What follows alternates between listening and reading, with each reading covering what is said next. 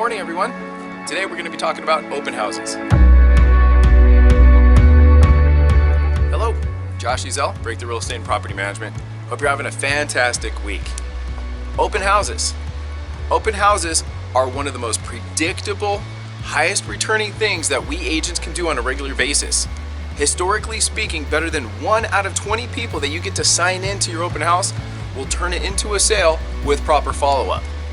Now, as an agent, if you're doing 1 to 2 or more open houses per month, you now have inserted a very predictable source of business into your portfolio.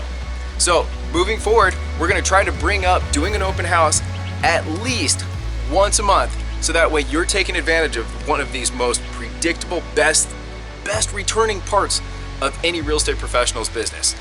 If you wanna really take it to the next level, pick a neighborhood today, and for the next year, do every single open house in that neighborhood. You're basically gonna take an open house and add an element of farming into it. It's amazing.